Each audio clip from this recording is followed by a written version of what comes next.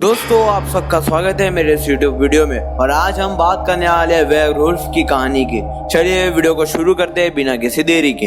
Werewolf एक पौराणिक जानवर है और दुनिया भर में कई कहानियों का विषय है। कुछ बुरे सपने से भी ज्यादा खतरनाक है वेयरवुल्फ। कुछ लोगों के अनुसार जो लोग शातिर शक्तिशाली भेड़ियों में तब्दील हो जाते हैं तो ये इंसान और भेड़िए का मेल है, लेकिन सभी खूनी दरिंदे हैं जो लोगों और जानवरों को मारने के लिए तड़पते रहते हैं। लेकिन ये बात अभी भी नहीं कही जा सकती है कि वेयरवुल्फ कहाँ से आए।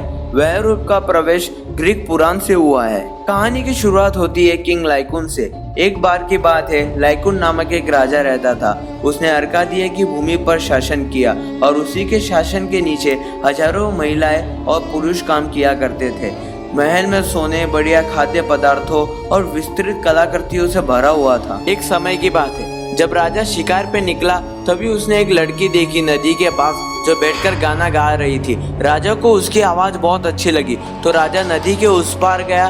तो जब राजा ने लड़की को देखा तो राजा देखते ही रह गया उसकी खूबसूरती। तो राजा ने उस लड़की से पूछा, हे खूबसूरत औरत, ऐसे उदास क्यों बैठी हो? तुम मुझे तुम्हारी परेशानी बताओ, मैं हल करूंगा उसे, लेकिन उससे पहले तुम्हें मुझे तुम्हारा नाम बताना होगा। तो लड़की ने अपना नाम फॉर्चूना बताया और कहा कि उसका पिता उससे किसी से भी शादी करने की इजाजत नहीं देता है।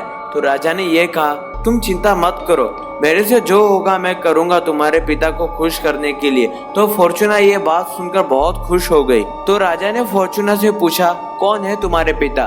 उसने कहा, मेरे पिता जुपिटर है। तो दोस्तों, जुपिटर रोमन पौराणिक कथाओं में देवताओं का राजा है। वो आकाश और बिजली का देवता है। उन्हें ग्रीक पौराणिक कथा में ज़्यूस के रूप में भी जाना जाता है। तो ये सब जानने के बाद राजा ने जुपिटर को बुलावा दिया उनकी बेटी का हाथ मांगने के लिए।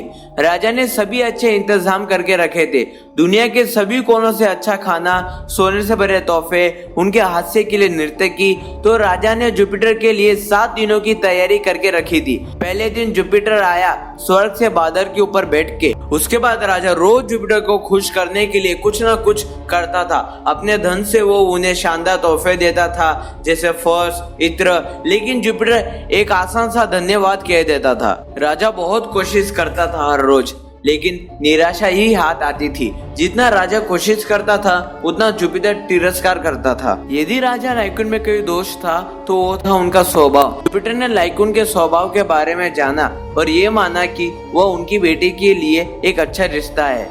राजा को अपनी सीमा से आगे बढ़ने के लिए जुपिटर ने राजा की मृत्यु डर का अपमान किया। वह हंसता था कि राजा का जीवन कितना खराब था। जुपिटर की बातें सुनकर राजा को गुस्सा आ गया और राजा ने प्रतिशोध में अपने खानवाड़ी यानी अपने कुक को कहा कि वो मानव मांस का खाना बनाए, लेकिन याद रखे कि वो खाना स्वादिष्ट दिखे और जुपिटर को परोस दिया जाए। जब राजा और जुपिटर अपने अगले खाने के लिए बैठे तब जुपिटर को वो मांस दिया गया, लेकिन जुपिटर को इसका पता चल गया।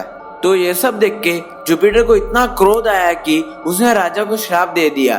कहा, तुम्हारी हिम्मत कैसे हुई मुझे इंसान का मांस खिलाने की? आज से तुम एक दरिंदे यानी वेयरवुल्फ में तब्दील हो जाओगे। उसके बाद राजा पल भर में ही वेयरवुल्फ में तब्दील हो गया। दोस्तों, आप सबको मेरी ये वीडियो कैसी लगी मुझे कमेंट सेक्शन में बताइए।